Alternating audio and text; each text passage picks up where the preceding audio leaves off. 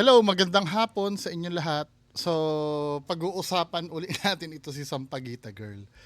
Kasi tila maraming hindi nakakaintindi doon sa sinabi ko, no. May time pa doon na nagagalit sa akin na alam mo ba eka na modus 'yon, ano mong pinagbasihan mo? Assumption ko lang daw 'yon. No, ito ay matagal nang nangyayari, 'di ba?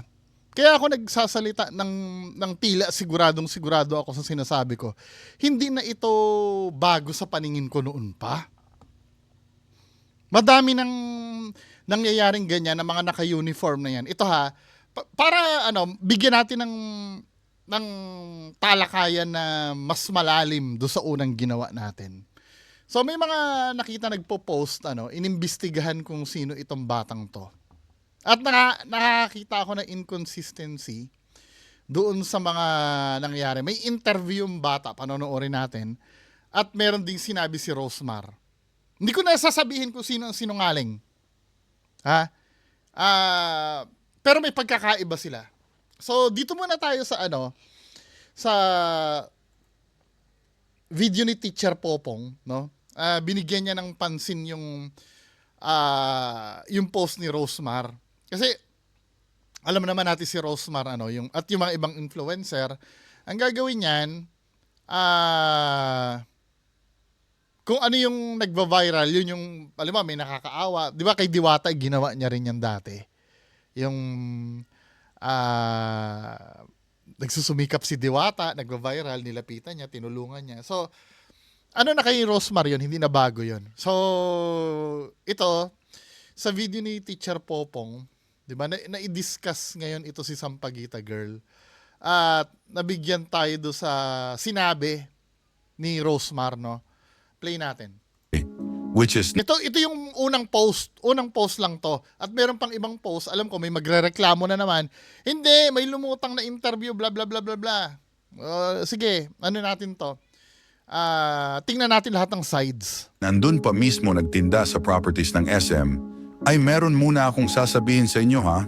Itong video na ito ay nag-viral kahapon, which is kaninang madaling araw ko lang napanood. Well, syempre sa unang beses mo palang mapapanood yan eh. For sure magagalit ka rin talaga sa ginawa ng guard. Pero pagkalipas ng ilang oras, biglang kumalat naman itong video at mga larawan ni Vix Girl, which is dati ring nag-viral. Hindi ko kilala ito Vix Girl na to, pero sinasabi nila, ito daw yung bata. Nung una nakita ko, no, may pagkakahawig nga naman. Pero itong dito, masyado siya matanda eh. Doon sa isang capture. Pero may pagkakahawig nga naman sila pag naka-face mask. 'Di ba? Nung una, medyo convinced ako na siya yung sabagay, kilala niyo ba itong Vix Girl na to? Hindi ko kilala to eh. Pero kung titingnan niyo may pagkakahawig nga naman, pero hindi daw ito 'yon. 'Di ba? Viral dahil sa kanyang attitude. Totoong kahit ako kanina medyo naguluhan rin sa tunay na katauhan Oo niyang nga, babae na oo. yan.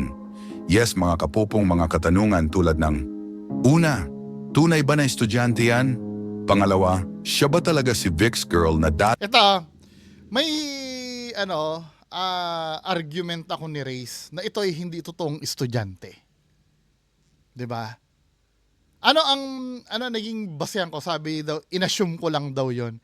Ito kasi 'yun mga kababayan ko. Yung pag-uniform kasi, maybe, 'di ba? Maybe na totoong estudyante kasi nasa edad naman siya ng na pwede siya maging estudyante eh. 'Di ba? Pero yung time na ginagawa niya 'yan, 'di ba, men? Ako ay nagtatrabaho ako sa SM before. Kung saan ako nakapunta. Hindi na bago sa akin ito. Ano yung isang proof ko na ito ay hindi isang estudyante? Ano yung pinagbasihan ko? Most of them, kahit linggo, naka-uniform yan. Kahit linggo. Nung time na ginagawa niya, hindi siya estudyante niyan. Medyo conflicting nga yung sinasabi. Mamaya may intindihan nyo kung bakit, pagpapakinggan natin yung, kasi kinausap, binidyo call ito ni Rosemar. Itong batang ito. Namaya kung estudyante siya, sige, malay mo, estudyante nga naman dahil sa edad niya. Pero yung during ginagawa niya, ang argument kasi dito, yung pagiging estudyante niya ba, ginagamit niya ba sa modus o hindi. The fact na gamitin mo yung uniform na yan kahit hindi mo naman dapat gamitin, modus na yun. 'Di ba? Just imagine, suotin mo ng linggo.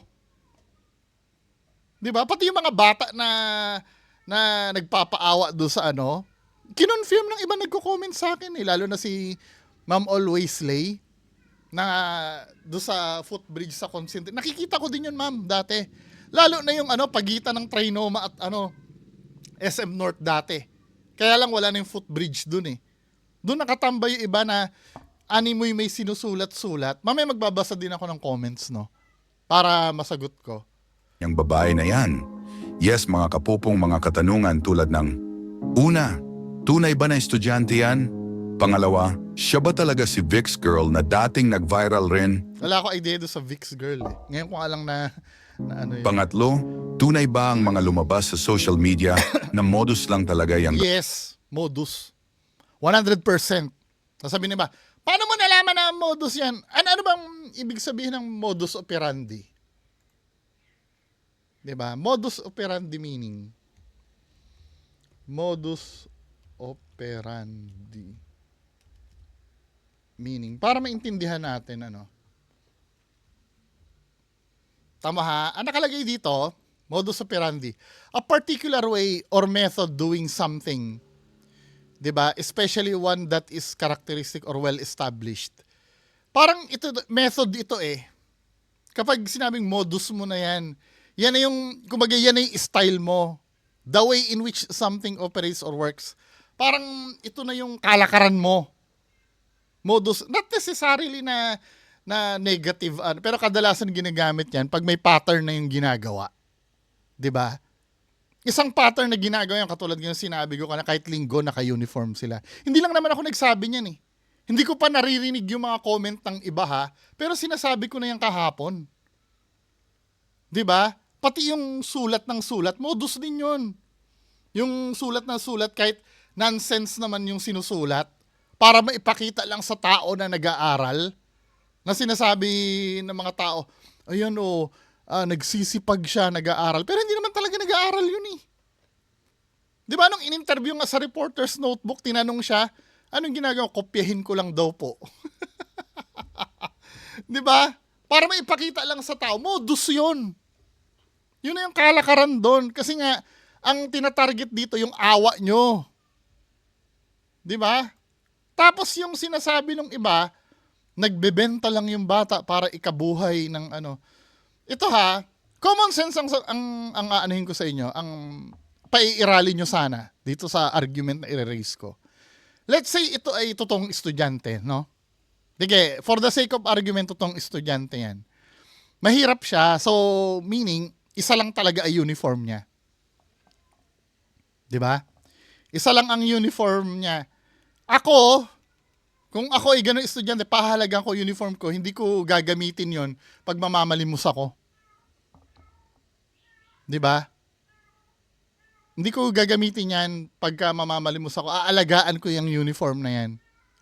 Unless may motibo ako na magpangalanda ka na ako ay estudyante para kaawaan nyo. Pangalawa, yung nagbebenta, hindi naman, kung tutuusin yung sampagitan na yan, preps lang yan eh. 'Di ba? Common sense ang gagamitin mo. Let's say sinira yung paninda, no? Sinira yung paninda. Yun lang kasi ang kinakabuhay. Tapos sinira pa. Kung sinira yung paninda na yan, bakit hinampas pa nung bata yung guard? Paninda niya yon. Yun na lang ikakabuhay niya. Wala ba siyang isip na, na itabi yon? Mas inuna niya pang unahin yung galit niya. Doon pa nga lang makikita mong may mali na talaga eh. Kasi yung barya lang ang kikitain doon.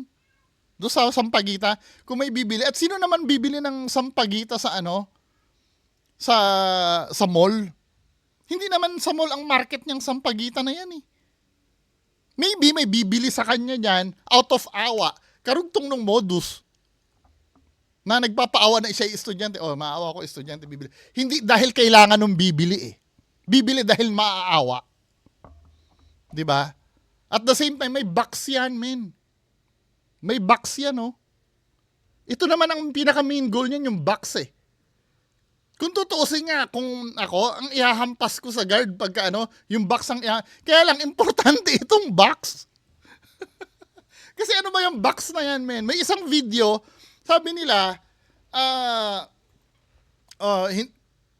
kayo nga nag-a-assume eh, na bigla daw inano ng guard, hindi man lang daw kinausap ng maayos. Ganyan tayo eh. Di ba? Hindi man lang daw kinausap. Tandaan nyo, ito common sense ang gagamitin natin. Ang guard may protocol na pinapatupad. Di ba? At nagtatrabaho ako sa mga malls, tinuturuan din naman ng customer service yung mga yan. Di ba? Kahit pa paano, meron sa kanila na teaching na mahalaga din naman ang customer. Although na minsan yung pagtataboy dyan sa mga bata, sinasabi nyo, masyado namang harsh yun. Di ba? Hindi ba pwedeng pakiusapan muna? May nakita kasi akong video. Di ba? Ito yung nakita kong video, mga men. Dito sa video na to, hindi kasama ito doon sa nagba-viral. Maayos naman siyang kinakausap, oh. Hindi ko lang bigyan ng sound kasi may ano to eh. May copyright yung music eh. Music kasi nakalagay dyan eh. 'Di ba? Maayos naman siyang tinuturo doon na doon na lang kayo doon sa may ano. Kasi ito, yung alam niyo yung pressure na itong mga guard na to, sasabihan niya na nagtataka nga ako ba't nilaglag ng SM yan eh. Pero kung maaano mo ang pep talk ng mga gwardya, pinagsasabihan talaga sila, minsan pinagagalitan sila. Wala ka bang kakayahan na paalisin yung mga yan? Bawal yan. Bawal talaga yan. Kung kayo ay nagtatrabaho sa SM, pag opening kayo, sa parking lot ng SM, may assembly ang mga gwardya na yan. Ino-orient sila ng management na bawal ang ganito. 'Di ba, siguraduhin ang mga magpa-park sa kotse ay mga kotse lang, bawal ang motor. May mga ganun pa nga eh. Depende sa CC ng motor. Pero yung mga matataas ang CC, pwede yata. Meron pang teaching yung management nila na dapat mas matapang kayo sa customer pag alam nyong tama kayo. 'Di ba? May mga ganun yan. Sila yung nape-pressure. Huwag nyong hahayaan na kayanin lang kayo. Mga ganyan. Although na meron silang orientation sa customer service, pero may mga sinasabi sa kanila na na parang sila yung may ipit pagka hindi na nagawa yung isang bagay. 'Di ba? Pero yung sinipa, may argument kasi na sinipa niya yung bata. Ito kasi maayos yung kinakausap yung bata, nakikita naman natin. Pero may time kasi na na maangas na yung bata, Ganito kasi ang nangyayari. Ito kasi ang hindi nyo naiintindihan. Mga utak teleserye. Ito hindi nyo naiintindihan. May ganyang incident din sa SM North. Ito mas messy. Ito sa SM North naman ito. Tandaan nyo, SM North sa Mega Mall nangyari yan. Pero may connection ito doon, mamaya i-explain ko sa inyo. Kasi hindi na sila makaporma sa SM North eh. Tinan mo to. Maayos na pinapakiusapan. Ganito kasi ang gagawin ng mga yan.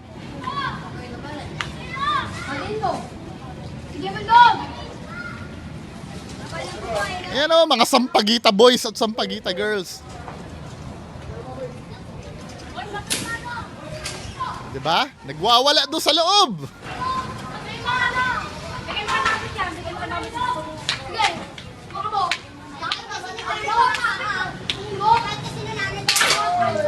Diba? Paano pag nakabasag pa yung mga yan? Naiintindihan yung pressure ng mga security guard sa sarili nila? Na gusto nilang dagukan yung mga bata, hindi na madagukan, magko-conflict yung bata kasi eh. 'Di ba? Pero pag may nabasag diyan, sila magbabayad diyan, men. Dahil trabaho nila 'yan eh. Baka hindi niyo naiintindihan. Yung mga nasa-shoplift diyan sa loob, sila magbabayad diyan. Yung mga tao magbabayad yan, akala nyo ba sasaluhin ng SM yan? Negligence sa part nila pag hindi nila naprotektahan yung ano, naiintindihan nyo sana yung frustrations ng mga yan. Hindi madali ang trabaho ng mga yan. Akala nyo patayo-tayo lang yung mga yan? Tamo? Binabato? Kayo kaya nyo yon? Baka ko ako na nandyan na dagukan ko yung batang yan. Bumagsak ako sa pagiging gwardya. Oh, meron pang isa dito.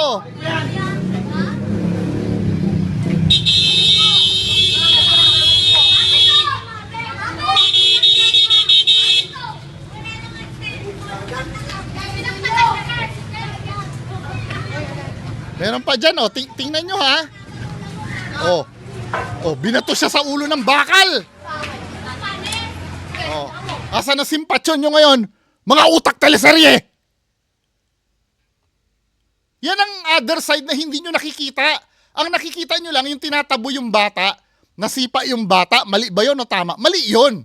Pero bilang human, sana naiintindihan nyo yung ano, yung limitation ng isang tao. Kayo, payag kayong ganyan, batuhin kayo sa ulo. Eh, bilib nga ako dito sa guard na to eh. Kaya mo pagtalikod niya, bakal yung binato sa ulo men, oh, tugug. Oh. Asa ng ano nyo ngayon? Bata kasi, di ba? Kayo hindi kayo gumagamit ng utak nyo eh. Kitang-kita nyo naman habang ano, kahit na nasipa nga ng konti, ano, nasipa, pero matapang yung bata ng hampas ng sampagita eh. Attitude niya na yung ganyan eh, mga legitimate na ano yan, na mga street kids yung mga yan. Baka akala nyo mga baby yan na be, alis muna kayo be ha, hindi nyo makukuha yung mga yan, ang mga utak niyan, mga ano na, mga squammy na. Diba? Yan ang hindi naiintindihan ng mga utak teleserye. Kaya, ay nakakaawa. Bata kasi eh, bata. Bata. Pagtanggol natin yung bata, kawawa naman. Ewan ko pag nandiyan kayo sa pwesto ng ganyan. Diba? Kukotin nyo lang naman ang gagamitin nyo eh.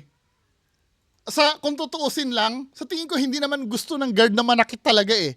Pero sometimes kasi, dumadating ka kasi sa pusto bilang human, ano, hindi naman tama yon. Inuulit ko, hindi tama yung ginawa ng guard. Pero bilang human, masasagad ka eh. Ikaw nga, sobrang mahal mo sa anak mo, di ba?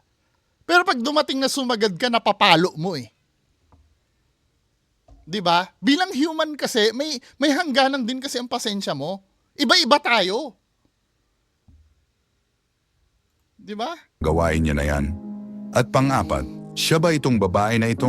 Na babaeng nahanap ni na Rosmar at Hendrix through social media? Well, isa-isahin natin ha? Dahil kung merong mga tao ang Ito, sa unang post dito sa post ni Rosmar. hindi po siya yung Vix girl or what. So, hindi niya inano yung ano, hindi niya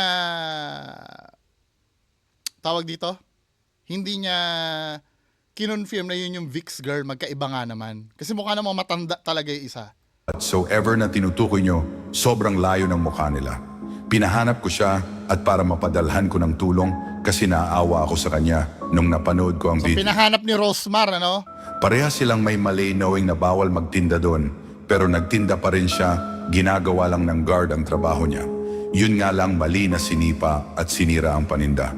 Na para maipagpatuloy ni Jenny ang pag-aaral niya bilang Diyan tayo na diyan tayo na nakukuha eh. Para maipagpatuloy ang pag-aaral na kung tutuusin mo, kung common sense ang gagamitin mo, hindi mo maipagpapatuloy ang pag-aaral niya sa pagbebenta ng sampagita. Barya lang yun. Mamaya sasabihin ni Jenny mismo kung magkano ang kinikita niya sa sampagita. first year medtech. Tingnan mo, college na pala yan eh. Ayon kay Rosmar ha, ayon kay Rosmar. Dahil nakausap niya eh, college na pala yan, first year medtech. Eh bakit nakapang high school siya? Sabi niya gano'n oh. By the way, iisa lang din Isa lang daw ang uniform niya. Pero ginagamit niyang pamalimos, di ba? Kaya ginagamit niya ang senior high uniform niya. Bakit ka gagamit ng senior high uniform niya? Hindi naman yun na uniform ng ano. Parang, di ba, dito pa nga lang makikita mo, no? Sasabihin ng iba, hindi, ginagamit niya sa pagpasok sa college yung senior dahil iisa lang ang uniform niya sa college, pero senior high uniform ang gamit niya. Doon pa lang may mali eh. May pagpapanggap na doon. Di ba? Kasi mas nakakaawa kasi uniform ng bata. Pag namalin mo sa'yo, nakawawa naman ito, nag-aaral to, di ba?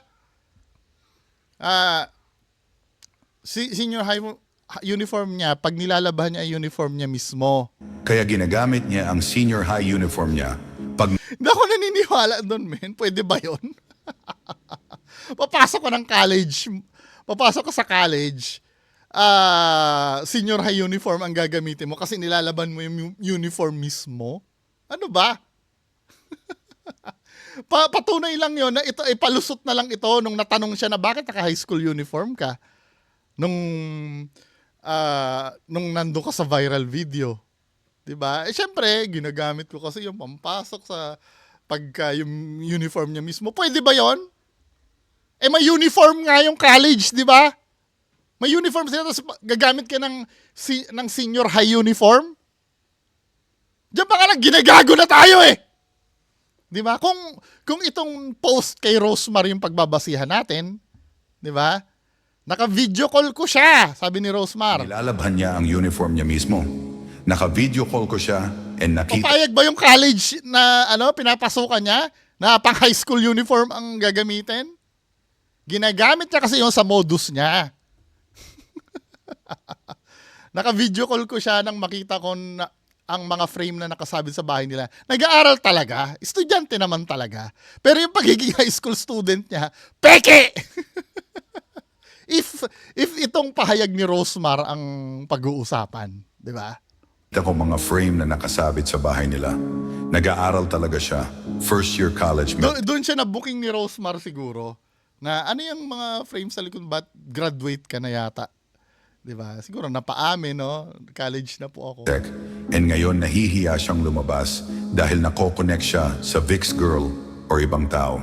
Sabi ko, sige, ako ang bahala sa'yo. Lilinisin ni Ate Rosmar ang pangalan mo. Aral ka ng mabuti para sa magandang future at tapusin mo ang pag-aaral mo. Binigyan ko rin siya ng 10,000 piso para Laks, tagumpay, ano? di mo na kailangan magtinda sa labas ng Sampaguita. Magtinda ka na lang ng inihaw o Rosmar Skincare sa labas ng bahay niyo. God bless sa'yo, Jenny. So ito yon, ano? Ito yung unang pahayag. Then meron namang isang post, ito naman kay Malcolm Conlan, 'di ba? Ito naman, to all those who keep bombarding with photos of an adult pretending to be a child and saying, this is the kid in the viral security issue. It's not. O, hindi naman daw talaga siya yung Vic's girl. Hindi ko rin kilala yung Vic's girl na yun eh. This was just the assumption of a netizen who also went viral. The power and influence of social media has uncovered the real story. This is a photo from Ma'am Bella who's just messaged me. The girl in the viral video is a genuine street kid. 'Di ba? Totoo namang street kid who sells sampagita as a way of earning money for... Di pa rin ako naniniwala dito. Hindi sampagita yung pinagkakitaan niyan, pamamalimos. Nakikita naman dito sa video na to, men eh. Di ba? Mas ito yung pinoprotektahan niya. Nasaan na ba yung video na yun? Mas ito yung pinoprotektahan niya eh. Yung box na yan eh, kaysa yung sampagita niya eh. Kasi nandito ang totoong kita. 'Di ba? Ma'am sir, namamas ko po. Salamat sa bla bla bla bla bla. 'Di ba? Ito yung pinaka niya diyan, hindi yung sampagita. Ilan lang yung sampagita na yan? Magkano lang ba ang niya diyan? Sasabihin niya mamaya na interview ito eh. 'Di ba? So dito naman, this is the exact image of the child who we know now to be called Jen. So Jenny Garcia talaga yung pangalan niya. 'Di ba? Tama yung sinabi ni Rosemar. I have watched the video many times and the photo circulating of an adult pretending to be a child looks nothing like the girl on the left. Thanks, Ma'am Bell. So ito 'yon, ano. Siyempre naawa na naman ito dun sa Then ito nag-surface yung isang interview. 'Di ba? So ito yung interview diyan. Mukha talaga siyang bata pero ito yung nangyari. Panoorin ang interview ni Jenny, ang batang nagsisikap para makapagtapos sa Tandaan pag-aaral. nyo ha, Si Jenny ang Jenny Garcia, same ito nung nung sinasabi ni Rosemar na first year college, medtech. pinaniniwala ang batang babae na sampagita vendor sa viral video na pinapalayas ng isang security guard sa harap ng SM Mega Mall.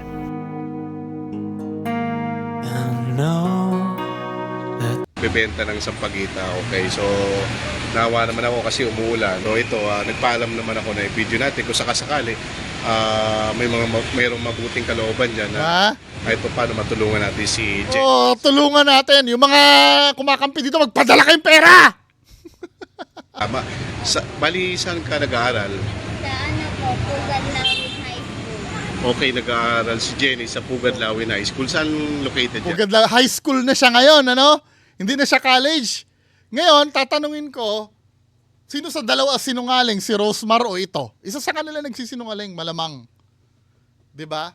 Ako for me, personal opinion ko, I don't think na magsisinungaling si Rosemar tungkol dyan. Na college, na yun ang kinwento sa kanya. Tapos ibang ikikwento niya dito. Kayo, bahala kayo. Since utak teleserye kayo, edi kampihan nyo kung sino yung gusto nyong kampihan.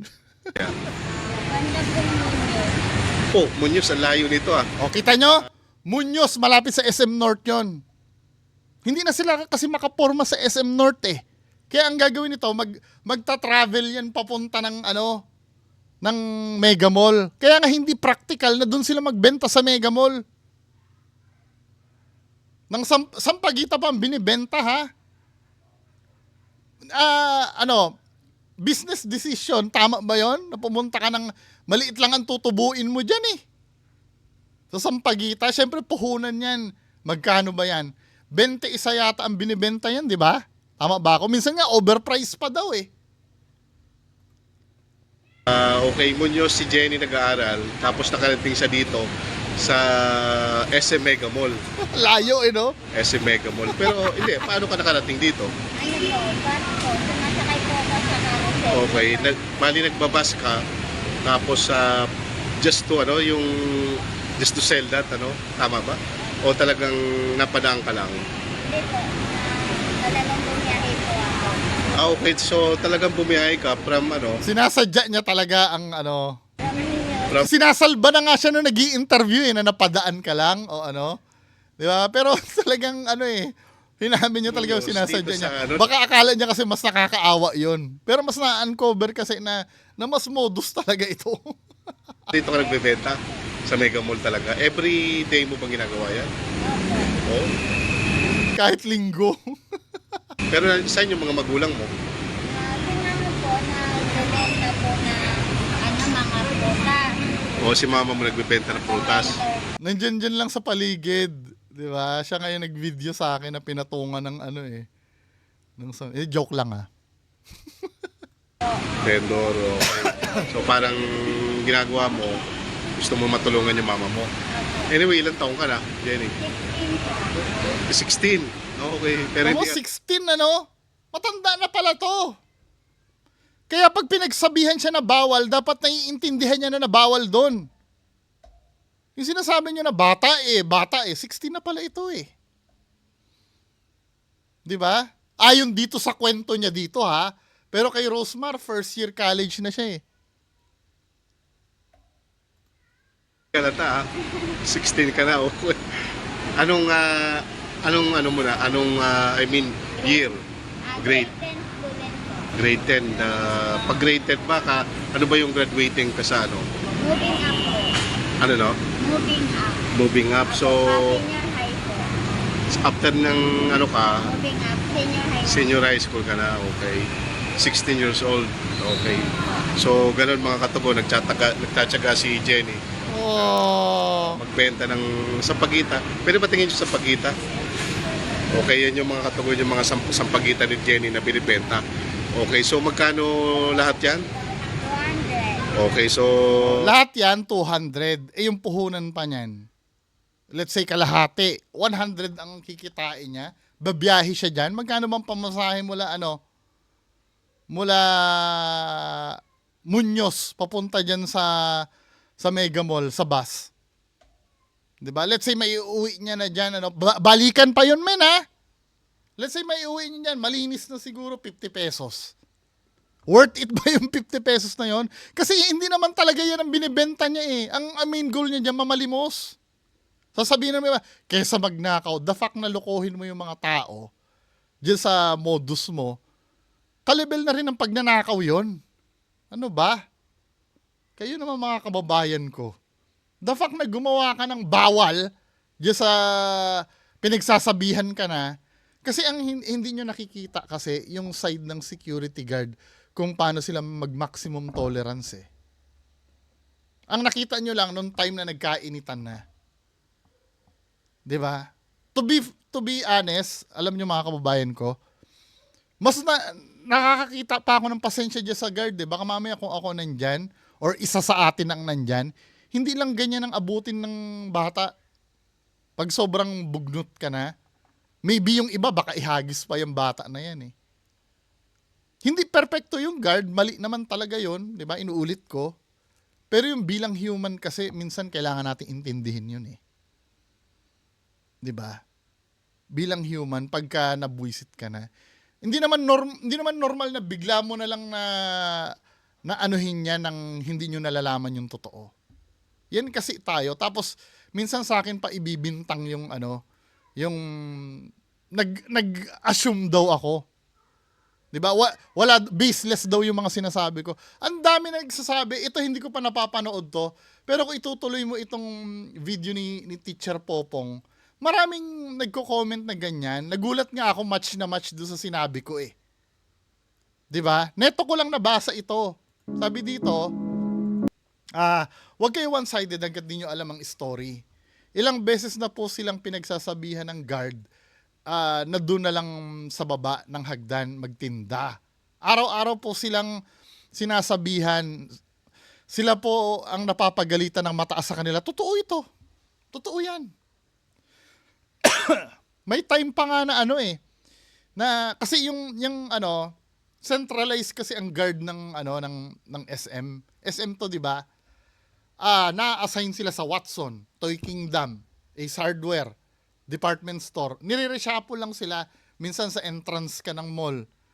'Di ba? Kasi alam ko 'yan kasi nagbabayad ako ng renta diyan sa mga guard eh. Kasama sa budget planning 'yan, yung mga guard. Alam ko 'yan eh. 'Di ba? Kasi yung ipapadala niyan, minsan pag sablay yung mga pinapagalitan talaga yung mga 'yan. Yung pressure na nandoon sa kanila, hindi ko nga alam talaga kung bakit hindi gumawa ang SM para i-explain yung yung side ng gwardiya. Yes, may lapse. Inuulit ko, may mali. Mali ang manakit. Pero yung human side ng gwardiya, hindi nila na hindi nila na-explain eh. Well, sinabi naman siguro iimbestigahan Or sinabi na lang yon para kasi alam nila na nag-uumapaw ang simpatya do sa bata. 'Di ba? Kung nandito lang po kayo, sana naririnig nyo yung mga bad word na lumalabas sa bunganga ng batang yan. 'Di ba napapansin nyo yung video, pinatungan na ng nakakaawang music? Para hindi nyo makita yung yung kabastusan ng bata. Actually sa action pa nga lang makikita mo na talagang bastos eh.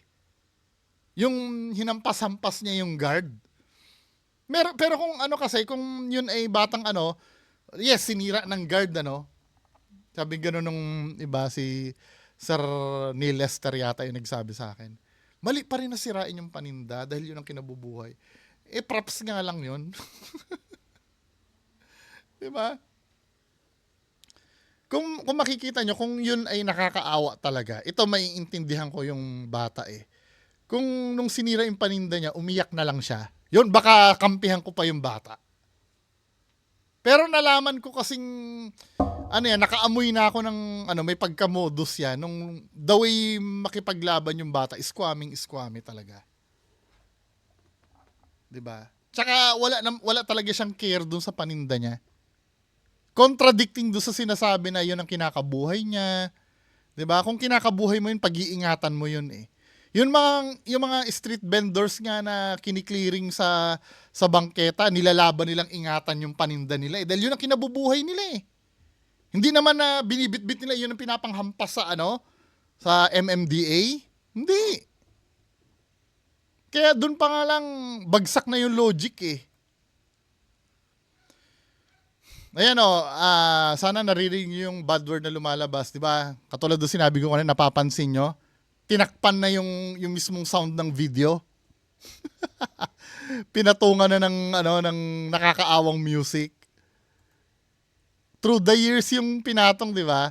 Isa po sa style nila, naka-uniform sila para may bumili sa kanila. Saksi po ako sa katulad do sinabi ko kanina, 'di ba? Yung pagbenta pa nga lang ng sampagita sa mall, ano na yon? Kabulshita na yon. Kasi hindi naman talaga yun ang market ng sampagita eh. Kaya lang kasi, yung sampagita kasi na yan, simbolismo yan ng kahirapan. Mga batang mahihirap, kadalasan yan ang binibenta. 'Di ba? May ano kasi yun eh, may psychological effect yun eh. Nagbebenta ng sampagita, ibig sabihin sobrang hirap ng bata. Pangalawa, naka-school uniform pa, parang makukumpel ka kasing mamalimos. Dahil ay kawawa naman itong bata na to, 'di ba? Nag-aaral tapos nagbebenta ng sampagita para makapag-provide. Kung tutuusin, hindi ko naman sinasabing durugin niyo yung bata For me kasi, biktima din kasi yung bata. 'Di ba? Biktima din yung bata diyan. Ang kailangan durugin dyan yung mga parents niyan. 'Di ba? Sabi naman ito ni Stara, madalas kami sa Mega Mall. Madalas naming nakikita yung mga bata na yan na naka-uniform kahit nga Sunday. Tama yung sinasabi ko, 'di ba? Ganyan sa SM North na nadadaanan ko din. Well, hindi naman nagkakali dahil taga-Muñoz yung bata. Malamang yan, naging teritoryo niya rin ng SM North. Since hindi na sila makaporma doon, dahil medyo mahigpit na ang gwardiya doon, lumipat sila sa Mega Mall. 'Di ba? Nakapagbigay na din kami sa kanila. May kasamaan pa yan na maliit na lalaking bata na may kapansanan. Then nag-observe kami, yung mga magulang nila nasa sulok lang. 'Di ba? Same na same nung kinuwento ko. Simula noon, hindi na kami nagbigay kasi makukulit din sobra. Ilang beses na yan sinasaway ng mga guard kasi nga nanghaharang na ng mga tao. Minsan nakakadapa na sa sobrang kulit nila. Mapapaisip kayo bakit Saturday at Sunday naka-uniform sila para magtinda ng ganyan. Ay, hindi naiisip yun ng mga utak teleserye! Magagalit pa yan pagka in-explain mo sa kanila. Ayaw nila sa totoo! Gusto nila maawa ka lang! Ako pa yung sasabihan na naawa ka lang kasi sa guard. Sabi nung nag-comment sa akin, naawa lang daw ako sa guard. No, kung may numero unong mang-aaway sa guard, ako yon. Pero this time kasi, naiintindihan ko yung part din ng gwardiya. Sana ganun din. Just imagine, itong mga gwardiya na to, legal na nagtatrabaho itong mga to. Itong pinagtatanggol nyo, mendicancy ang ginagawa eh. 'Di ba? Actually, yung mendicancy, anti-mendicant law, batas yan eh. Labag din sa batas yan, men eh. Yung mamalimos ka siya sa props na lang yung sampagita niyan. 'Di ba? Yung mga ignorante, aralin nyo yung anti-mendicancy law. Bawal mamalimos nga sa mga Tapos sasabihin nyo, kesa magnakaw. Ang sisihin nyo, hindi yung gwardiya, hindi yung bata, kundi yung mga magulang niyan. Kawawa din si guard, nawalan ng trabaho. Kamalian ni Kuya Guard na nasira yung paninda ng bata. At wala tayong magagawa, bata yan. Dapat hindi pa rin pinatulan ni Kuya. I do agree, no? Pero siguro napuno na yung guard. Ito yung sinasabi ko kasi, inuulit ko hindi ko sinasabing tama yung ginawa ng guard. Pero as a human, kung iisipin nyo, kahit sa sarili nyo lang, lahat tayo may limit. May limit ang pasensya natin lahat. Inuulit ko, kahit anak nyo, sobrang mahal nyo ang anak nyo, ayaw nyong mapahamak. Pero sometimes, pag sobrang kulit ng anak nyo, nasasaktan nyo eh. Napapalo nyo or nasisigawan nyo. 'Di ba? Part yun kasi ng pagiging human natin. Mali ang ginawa ni guard, mali. 'Di ba? Pero sa atin, sana naiintindihan natin yun bilang humans. 'Di ba? Hindi ko sinasabing wag kayong tumulong, pero kung hindi kasi sisitahin to, magiging culture yan eh. Hanggang tumanda yung mga bata na yan, maiisip nila madali na lang palang manghingi kaysa magtrabaho. Gulangan ko lang eh, magsinungaling lang ako na estudyante ako eh. 'Di ba? Nagsisinungaling siya bilang estudyante siya. Oh yes, linggo naka-uniform ka. Pagsisinungaling 'yun. 'Di ba, mga kababayan ko? Anyway, kayo no, pero bahala kayo diyan. Kung ano, kung feeling nyo maganda yung ginagawa, go ahead. Suportahan nyo. Pero sasabihin ko kung ano yung dapat ko sabihin dito. Maraming salamat po sa inyong lahat. Magandang hapon. Bye-bye.